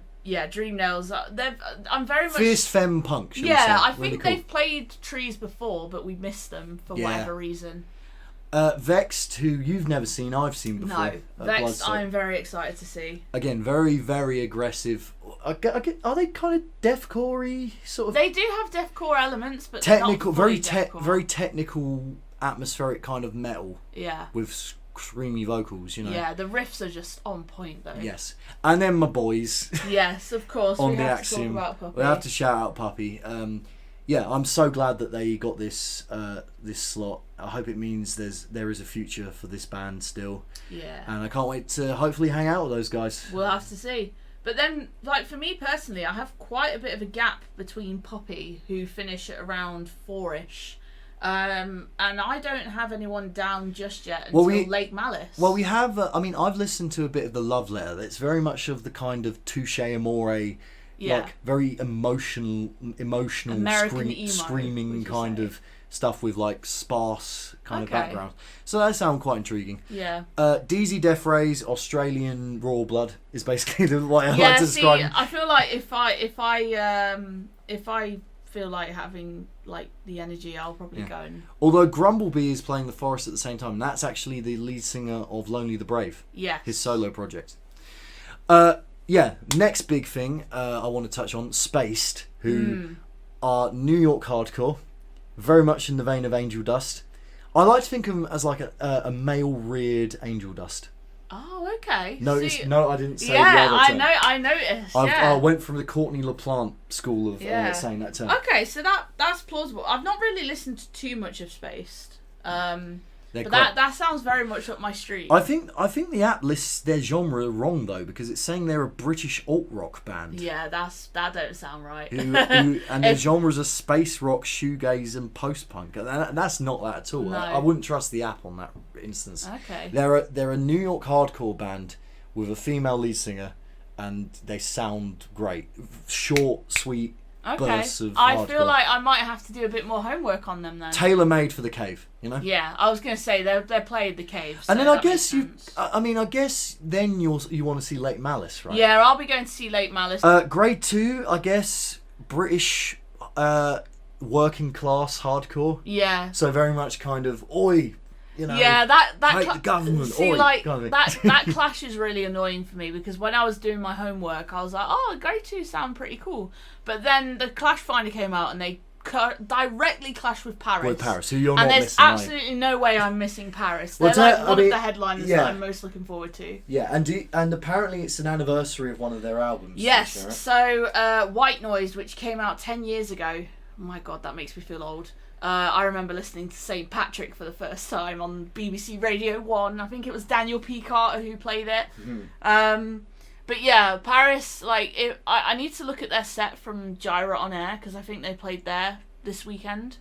But yeah, if it's going to be, like, White Noise heavy, I have to be there. So yeah, I'm going to be seeing Paris, and then I'm going to be taking a little bit of a break after Paris, probably getting some more Carlsberg or whatever from the tent, and then I think we're both in agreement that we're going to go and see Stick to Your Guns headline the Cave that night. Yeah, and you know, it's I do like Stick to Your Guns a lot. I think they're kind of a hardcore punk band again, but they lean into a bit of metal and they have very, very melodic choruses, almost pop punky kind of choruses. And yeah, that's going to be sick. Yeah. And then probably, then Dream State at Silent Disco Live. Yeah, there's Dream State, but then there's also 2 sets on Camp Turner that I'm very much looking forward to going to. Orchards, because I'll sadly be missing their headline slot on the Friday, which we'll get to. And again, San Dimas are also playing straight afterwards. Yes. You've also got a George Gadd, who played a Weezer set with just him and acoustic guitar, playing a Blink-182 cover set. Yeah. On the UTB Manchester campsite stage, which I don't know if that's like a VIP exclusive I thing. don't think it is, but we'll find some way of seeing that. So then we're going to shoot through the Friday quickly. Yeah. Fail State, they're a pretty terrific band. I reckon I'm probably seen. They're very kind of much in the sort of emo pop punk camp, but very emotional choruses again. I believe they do a cover of All the Things She Said by Tattoo. Yes, you did tell me that, and I was instantly sold. I was like, yes, please, let me see that. Yeah. Yeah, I think the Friday at the moment, I'm kind of still doing my homework on. I've got quite a lot of gaps on the Friday at the moment, because I mean, Fail State, yes, but then I've not got anyone down yet until Oversize. So maybe I need to do a bit more homework on the sort of lowlier bands. Yeah. Well, then we've got Clobber, who, like Grade 2, very much working class British punk, who clashed with Malavora, who were the winners of the Kerrang competition to play Download the year we went last year, and I think we missed them, didn't we? I think we did. I can't remember who they clashed with. However, I would like to highlight a band that's on the Axiom directly after them called Ever. They, again, never heard of them. I actually got turned on to them by a chap in the 2000 Trees Facebook group. Oh, okay. So shout out to that man. But they very much draw upon like early Foo Fighters, that kind of mid-90s alt sound. Very, very cool sounding. It's always great to see to check out music like that, which I've never even heard of before, and they all look pretty young as well. Yeah. So, and then followed that by Jules, potentially, on the main stage. Oh, okay. Although, it depends if I can be bothered walking the length of the Axiom to the main stage and back. Yeah, because then you've got Oversize, which I already touched upon, and then we've got to go back down there for Press Club. Yeah, but I will say Jules, shout out to them. They're very much an artist collective that are very punky, very anti-establishment, very pro LGBTQIA plus. Their songs are catchy as hell though, really cool. Yeah. So if I can be asked to go all the way from the Axiom to the main stage, I'm about to catch them and go back to the Axiom for Oversize. Yeah, and then back to the main stage as well. Yeah, Oversize, brilliant shoegaze band. Yeah, I'm very modern excited to see Their them. album, by the way, from this year is terrific as well. Yeah, that's another one that I need to get off of my list. And then Press Club, who we've mentioned already, and then it's a weird gap for me. I might check out Youth Fountain, who he's like it's a solo project from a guy he specialises in like emo and pop punk and stuff that kind, but heavily into the modern pop punk kind of style. So I may catch him, I may not. Black Gold, basically English Limp Bizkit. Yeah, we did see them support Limp Bizkit very briefly. They did actually support Limp Bizkit when we saw them a couple of years ago. But if you like kind of sort of very kind of dopey, let's face it, their rhymes are pretty dopey. Yeah. But and kind of very crunching metal, getting people jumping kind of sound. Then there for you. Yeah. I mean, for me, I will not be seeing Black Gold. No, you'll be seeing. I'm going to go and watch Terminal Sleep at the Cave. I think. Australian metalcore, right? Yeah, they're very much my cup of tea. So Yeah. I'm definitely going to go and catch them. Sure. And then again, I have another weird gap where I'm not sure what I'm going to do. I feel like Hail the Sun might be good. I've heard a couple of their songs, and it's very much in the sort of experimental metal, post metal vein, I guess. Yeah, again for me, like I feel like after Terminal Sleep, my next band is Trash Boat, who are on the main stage at around 4:30. Sure. I'm going to be seeing the Dangerous Summer on main stage because I missed them out at it was Slam Dunk. Yeah, I might just use that time to like go and have a little wander and show the folks at home some of the other things that you can do at Trees when there's not bands on that you particularly are bothered to see. That's probably a good idea. Then we have Trash Boat, who we've seen before. I've seen Trash Boat quite a few times now. I saw them play Rescue Rooms in Nottingham a few years ago. I think I saw him at the Heavy Music Awards a few years ago. Yeah, that rings a bell for you. But just He's So Good. That's a fantastic song, and but they've been on a bit of a hiatus recently. I remember they were meant to tour. I don't know if it was Europe or America, but they ended up like scrapping the tour, and I think they just took some time away for mental health reasons. Sure. Cloud Nothings. I mean, they're in the more grungy alt rock kind of camp, I guess. Yeah. I might see them, I might not. Yeah. Fiddler, basically American Dune Rats is the best way to describe them. Very surf, garage rock, but party music, if you like. Yeah, I'm probably... My plan would be, because Fiddler clash with Graphic Nature, I'm probably going to go and watch Graphic Nature for a little bit. Okay. Again, they're a band that I've been meaning to check out for a while, and I know that the Ragamuffins are... Oh, the Ragamuffins love them, I know that. Nature. For me personally, they don't do much for me. Yeah. They're just... That's fair. I don't see what separates them from a lot of the other cookie cutter metalcore acts. Again, it's just like the fact. Good luck to them. They've got like fair play. They've got massive overtime. I think everything that band stands for as well on like mental health issues and stuff. I really respect that. So okay, yeah, no, great. If they do that, that's cool as well. I'm definitely going to be checking them out for a little bit, but I might have a break. The reason I have to only check them out for a little bit is because.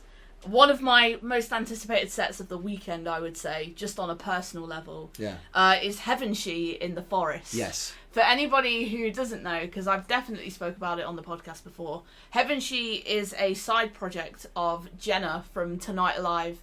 And Tonight Alive are sort of like one of those bands that I grew up listening to as a teenager / young adult. I would say is probably the right You've still way got of their saying poster above. I still have my signed poster from when I saw them support Yumi at 6 in 2017. So that's what, 8 years ago? Yes. I have a signed Tonight Alive poster in our bedroom. Yes. From that. So that just tells you sort of how long I've been a fan of Tonight Alive. But yeah, Heaven She is a completely separate project, and I'll tell you, some of the songs that Jenna has been writing recently is incredible. Well, I'd never heard of her solo project until you introduced me to it. And yeah, I've got to say, like that girl can write songs. Yeah, she is a very good songwriter, and I've been saying this for many years, but she is massively underrated. It's just very emotional, touching kind of alt rock. Yeah, I guess. Definitely. Really cool, like choruses that really tug on your heartstrings and stuff. I mean, as well, like just sort of pointing out, like her latest single is literally a coming out song, essentially. Oh, there you go. Yeah. And it's written in such a really clever way. Like it's so good. She's But- very good at telling a story in a song. Yeah, and considering it's the Forest Sessions, it makes me wonder whether it's just gonna be her and an acoustic guitar, I or think whether it's like a literally full band. I feel like if it's based on what I've seen, I feel like she'll have a drummer and herself with an electric guitar, and that'll be it. And I'm down for that. Yeah, I'm so well sorry, down for that. Graphic Nature, and sorry, Ragamuffins, but I will be dipping out of the set early, early yeah. to get a really, really good spot. I am aiming Barrier. I'm not gonna lie. Yeah, no, that's fair. I think am so excited for Heaven Shit. Hey, you really like, Jenna's one of your. She is like one inspirations, of my like idols. I would say There if you I go. had like an idol for music. So there you go. We'll like, try and get Barry for that one. Yeah. And I'm a little bit sad to be missing McCluskey because of that, but Yeah. because they're basically sort of the English or Welsh Pixies in my mind. But they're we'll have many a time. We'll to have see many times McCluskey, probably see I'm them. sure. And then that leads us to Coheed. Yes, I'm very much looking forward to seeing Coheed. That's on pretty much straight after Heaven She. Again, their album they released this year, very, very good, very solid. I need to get round to that. But I've like Coheed sort of almost fall into like not the bands that I struggle to listen to, but like the genres that I struggle to listen to. Well, it's really hard to categorise their sound because Yeah. it has a progressive rock thing, but some of the choruses are so pop punk. Yeah, Like, it's insane. and obviously you've got Welcome Home, you've got A Favour, House Atlantic, which I can't wait to. Goodbye, Sniper. Yes, Oh, yes. It's gonna be good. Yeah, so I'm very much looking forward to catching their set. And then we have Million Dead on the Axiom. Who Yeah, I might be strategic and miss this one. Yeah. But I reckon that tent's going to be rammed for that because if you don't know Million Dead, basically this is Frank Carter. I almost said Frank Carter. They came out with a post on Instagram the other day. Frank Carter and Frank Turner saying, "I'm Frank Carter. This He's is Frank Frank Turner. Stop End of getting us story." mixed up." Frank Turner's hardcore punk band before he obviously went off and did his revered solo career. yeah, And they broke up in like 2007 or 6, like maybe even 5. Like they really were a flash in the pan kind of thing. And now like they're back out of nowhere.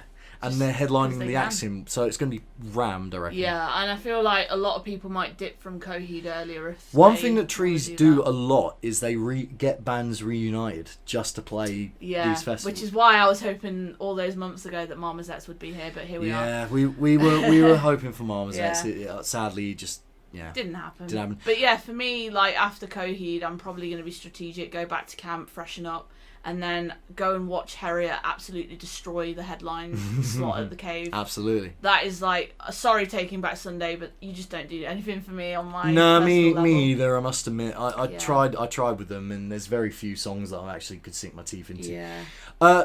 Although Orchards are playing Forest Sessions at the same time, there's an Yeah, that's why I said like I'll probably catch Orchards in the campsite on the Thursday to make up for the fact that I'm Yeah. going to miss them on the Friday most likely, because Yeah.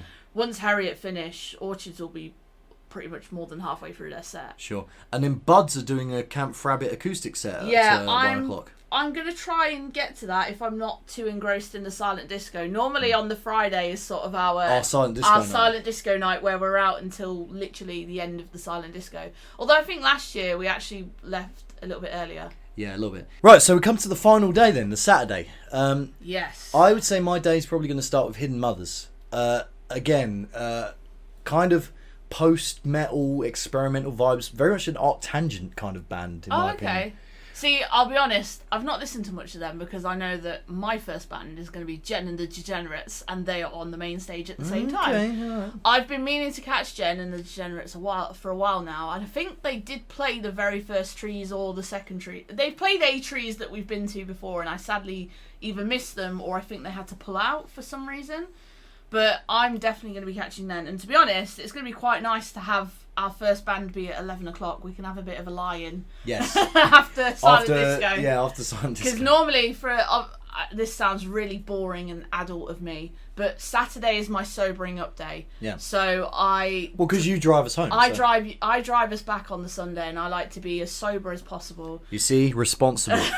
So I'm the responsible one, and I'm like, okay, I'm not going to drink anything on Saturday. I mean, whereas when it comes to silent discos with me, there is nothing responsible whatsoever. Well, but we always make our drink really strong, and I feel like we've fallen for that trap twice Yeah, now. we try not to fall for that again. We need to not make it a three-peat, you know? Yeah, good word. I stole that from, I think it was Zoe 101. We never thought you'd have a Zoe 101 reference. I think it's Zoe 101 that's from. Yeah. Now, after that, though, we come to Love Rarely. Love Rarely. Yeah, they'll definitely be the next band that I check out. I remember as well. I told you about them, and I'm You like, did. well, you're going to miss Marmozets on the lineup, but this is probably the next best Yeah, thing. they are very much on the Marmozets vibes, for sure. Very kind of mathy sort of riffs, technical mathy riffs, and they do a good balancing act between that kind of emo shoegazy thing and straight up metalcore, hardcore type thing. Mm-hmm. Although Bleach, it seems like an interesting prospect. Although they were like a newcomer. They replaced, was it Chastity that they replaced? I can't remember exactly who they replaced on the lineup. Yeah, Chastity, who once again left the lineup. Yeah, we were kind of sad about that one. I was. I feel like I'm never going to see those guys. But yeah, Love Rarely on the new stage, it makes total sense in terms of like my trajectory from me. Although according to the app, which I don't trust the app After Space, but it does say they play 90s infused heavy alt grunge, which obviously sounds right up my alley, so who knows. Yeah, we'll see. The decision might come to you on the day. But anyway. Yes. Next we come to quite an interesting one actually. The Molotovs on the main stage. Huge buzz around that band. Yeah. They only have like 2 songs on Spotify, and one of them's a David Bowie cover, Suffragette City. Interesting. But they did like an album, like a single release party just outside Sister Ray's in London. Oh, okay. And they seem to be a band that's kind of heavily on the rise. And I do seem to recall reading about this band actually. And they play the Squires as well. Yeah, so they're definitely an up and So comer. they kind of their aesthetic, particularly the frontman, he looks like Paul Weller from the late 70s. Yeah, that's a good description. Actually, he plays the Rickenbacker and he's got the mod haircut and the Burton suit. Very much straight out of the Jam. Mm. And that's kind of their style, I would say, 70s punk inspired. So I might go and see them. And then we have Bad Sign, who another band that broke up and then got back together, I believe. Okay. They kind of. It's been a while since I've listened to them, to be fair, because our playlist was so huge. Yeah, that's what I mean. Like, it's I had like a lot of sort of cuts anyway from all the bands that I knew I was going to see. I guess kind of they kind of come from that Black Peaksy sort of alt rock mixed with prog metal, post hardcore, that kind of thing, Okay. And then Catbite, who we're both really looking forward to. That's like, for me, so after Love Rarely, like, I've got a bit of a gap again. That might just be a food break or something. But yeah, Catbite are definitely another band that I'm very much excited to be seeing. Very much, leans into my ska punk sort of vibe. With if you love the Interrupters and Interrupters, no doubt. Like, that'd be such a good lineup, like a ska lineup. Yes, and then we have I guess a kind of slightly annoying clash, because Love Is Noise play The Cave next, which I listened to their album. I thought it was terrific. There was, again, a lot of buzz around this band. Yeah. Shoegazy kind of alt rock again, but a bit more experimental. But that clashes with Vower, who is obviously we saw last year at Trees, and they were great. And just to maybe help you alleviate that, don't forget we are seeing Vower on the Wednesday. So if you wanted to be strategic, you could totally like, change your mind on the day. I just had to double check there whether they were actually. Because I might do that, to be honest. I completely forgot that. So I might see Love Is Noise then. Then I can bounce back and forth between that and Split Chain, who are on next. The Axiom. Yes, I'm very much looking forward to seeing Split Chain again. We saw them last year, and it's amazing how much their stock has risen since we last saw them. We saw them at was it Download? It was Download. Yeah. I can't remember. Oh no! You saw them at Trees with me. I saw them at Download. Yeah, that's right. Because I think they clashed with somebody at Download last year. But their album Motion Blur is coming out very, very soon, and I cannot wait to hear it. Looking forward to that. And then my most annoying clash of the day, which has recently appeared. Mm-hmm. So for those who don't know, there is a signing tent at Trees this year. I think they had it there last year, but I can't remember like explicitly where it was. Anyway, they announced that Vukovi are going to be at the signing tent, but it pretty much coincides with both Split Chain and Employed to Serve if I wanted to be strategic. Because Well, don't be strategic then. Just go when it says it's gonna. 2:45, 15 minutes before Employed to Serve, I don't think I'd get through that queue before Employed to Serve start. So I might have to be a pain and talk to my friend who knows the band personally. Get him to sign it for But it. yeah, that's like my predicament right Well, now. I mean, in terms of the signing tents for me, Jamie Lenman's actually doing yeah, a that's signing on the there. Friday, And it's on the right? Friday where I've actually got not much going on, so I might go and try and get him to sign some of my Reuben inlets and Yeah. Devolver's the other inlet I have. Yeah, so there's a predicament for us. But anyway, it's most likely going to be me going to see Employed to Serve because I cannot miss a single minute of that I stuff. also might ask Jamie Lenman who he reckons the next Doctor is going to be, because yeah. he actually writes for Doctor Who magazine, believe it or not. But then after Employed to Serve, we're going to go and see Anxious at the Axiom, which I think we're both very excited to Yeah, see. I'm quite infused in that. I really like Little Green House. I think that was a terrific That was a album. great album. I I think think at the time that was like one of my albums of the Yeah, year. I think the one they released this year was good as well, although I think Little Green House is the best thing they've done. Yeah. Just emo kind of alt rock vibes, I guess. Really Yeah. cool. And then we come to, you know what? It's probably my favourite discovery Yeah. this year of the whole lineup. Sparta on the main stage. And Sparta apparently have been going for a long, long time. They're actually a byproduct of a band called At the Drive-In. It's the ex-guitar player. Oh, I know At the Drive-In. It's the ex-guitar player of At the Drive-In, and I believe the ex-drummer as well. Wow, okay, I didn't realise that. And I basically put this album on Porcelain. It's where most of the material from the set is covered. Oh my god, it's so good. I might need to check that out. It's that brilliant blend of kind of mid-2000s post-hardcore with a bit of kind of a melodic emo punk edge to it, and it's just so bloody good. And I can't believe I'd never heard of this band before. I feel like going. I might need to check it out because straight after Sparta is Vukovi on the main stage. And again, that is one of the sets that I'm very much looking forward to. I've seen Vukovi. This will be my 8th time seeing Vukovi, I think. Yeah. So there you go. You can stay in the crowd for So Sparta with me. that's my plan, I think, now. And then try and... are you going to try and get barrier for Vukovi? I'm going to just get really in close. amongst it. I'm just going to get really close in amongst it because I think after the Vukovi set, I'm just going to pass out on the grass. I think Sure. I'm going to be so tired after that. Well, in between those two, I might dip to see Girl Band on the new stage. Yeah. Because they sound terrific. They're another great new discovery of mine. They're very much in the vein of like, you know, Cherim from last year. Oh, don't say that. That'll make me want to change my mind again. No, Yeah, I'm holding to my guns. Kind of. I mean, it should be obvious from the name, but like all female Yeah. kind of punk indie Yeah. pop band. You know, really cool though. And then after Vukovi, I'm gonna probably dip back to the new stage for Low Lives. Yeah, I'll be probably gasping for my breath and going to watch Low Lives as well. We yeah. come to like the second half of this day is pretty much going to be main stage to new stage to main stage to new stage for me. Yeah, pretty much. So yeah, Low Lives, byproduct of a band called The Defiled. Yeah, we've listened to their. Was it their? Yeah, it was their album from like last it ended up year? being in my top 20 Yeah. albums from last year. Yeah. Really, really It cool. was it was really solid. I don't think it made my list, but Kind it of was like very close. Puddle of Mud. Yeah. And I mean that in a trust me, I mean that in a complimentary way. Mm. They got that very early 2000s kind of grunge Yeah. sound, you know. Very cool. And then something I never thought would happen Yeah. ever in a million years. Let Live are playing on the main Yeah. stage. And again, I feel like we're gonna need some energy for that one. Yes. Because I'm gonna be full disclosure here. I didn't realise that the singer from Let Live, because I low-key didn't realise who it was, obviously.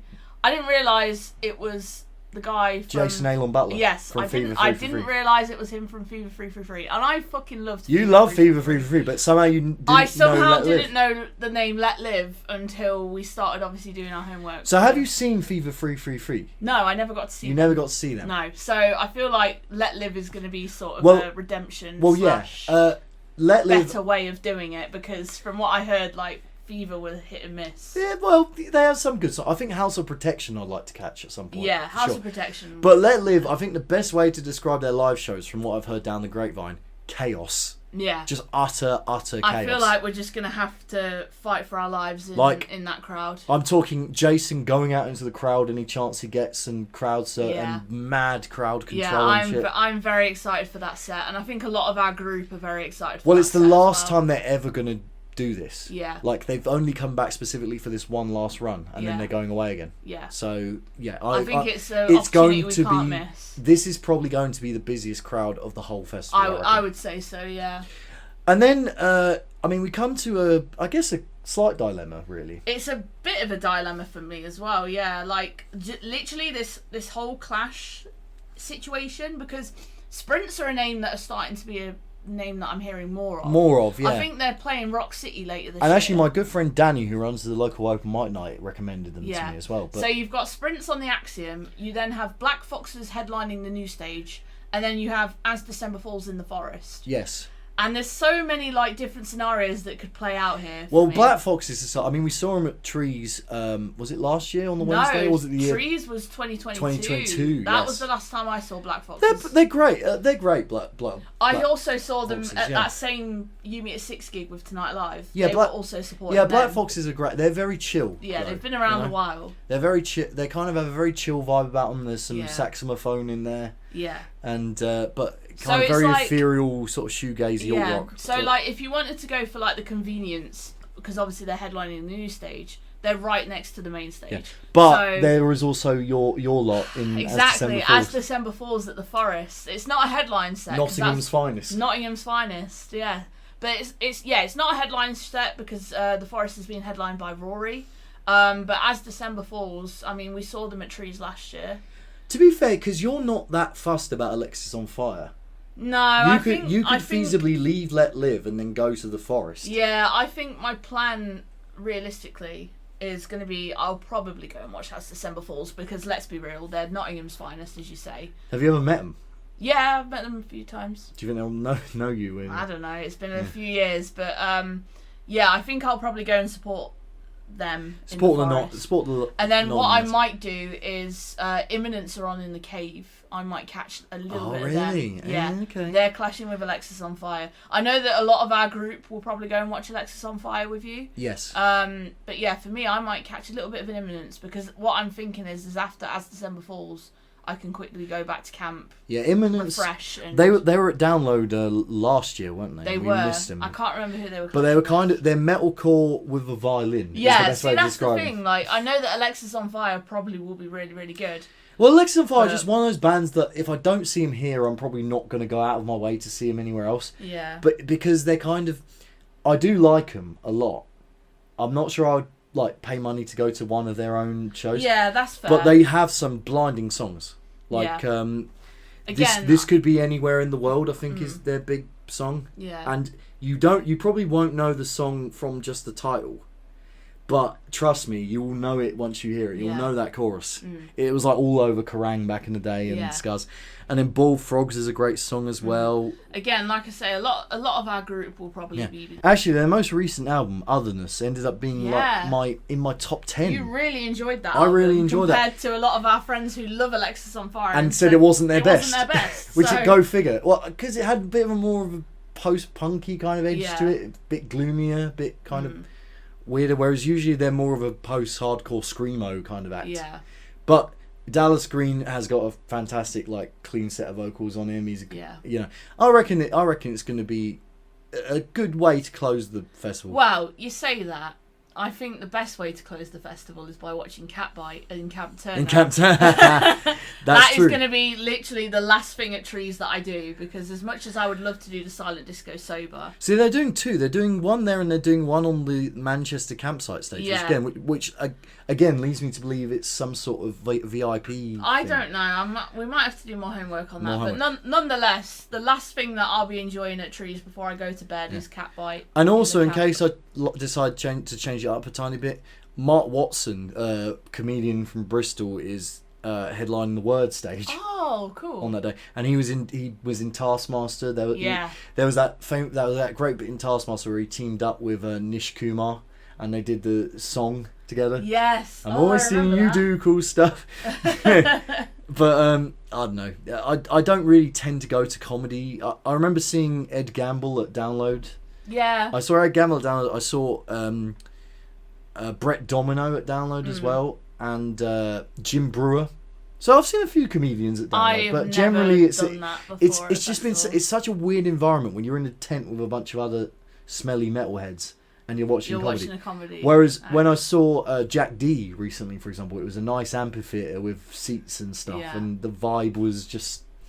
It felt more like a stand-up comedy show. So who knows? I might catch him, I might not. Yeah. And then are we bothering with Silent Disco that night? I never normally do on the last night because I'm sober. Responsible. Yes. I'm sober for one, and for two, we do like to leave early on the Sunday morning because it takes us a few hours to get back normally, minus traffic. Sure. So normally we do just go to bed. I think probably what I'll do is obviously what we usually do on the Saturday morning.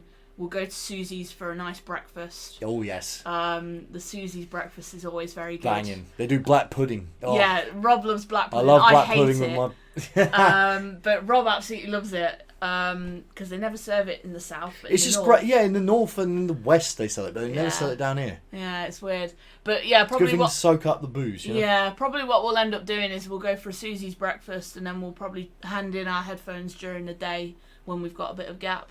But yeah, that's kind of somewhat of a brief overlook at what we're looking forward to at Trees this year. Probably wasn't that brief. But but you know, it kind of gives you an idea as to what to expect in the vlog this year. Yeah, that sums up who we're probably going to see. Yeah. Although obviously plans can change on the day. Yes. I think we're going to wrap it up there, right? Yeah, I think so. This has been a good one to just get some more bits out there. Absolutely, just give you a bit of a sum up of what we've been doing lately, what we're going to be doing. Yes. Do expect a vlog potentially from our trip to Slayer. Yes, it's going to be a bit of a tight turnaround because Slayer is a few days before we leave for Trees. Yeah, so it might be a short one. It might be a short, quick fire vlog for Slayer. Although the way I edit, maybe I should take a leaf out of Dilcam's book and edit on my phone. Yeah, we'll have to maybe see what we can come up with, but definitely there'll be a vlog for 2000 Trees once again this year. Hell yeah. And I can't wait to see all you guys that listen to this that are going to 2000 Trees at 2000 Trees. Not to spoil anything because we'll probably save it for the vlog, but there's going to be something very significant hopefully to spot where we are this year. Yes. But I'll leave that to the vlog. I'll leave that to the vlog as well. Because also, postage could be an issue. Could be an issue, yeah. We'll find out. But we have something planned. We do have something planned that we're going to utilise at our campsite. Yes. But yeah, thank you very much for listening to another episode of the Alt Pulse podcast. It just remains for me to say that I'm Rob. And I'm Laura. And we'll see you at 2000 Trees. Let's go, baby!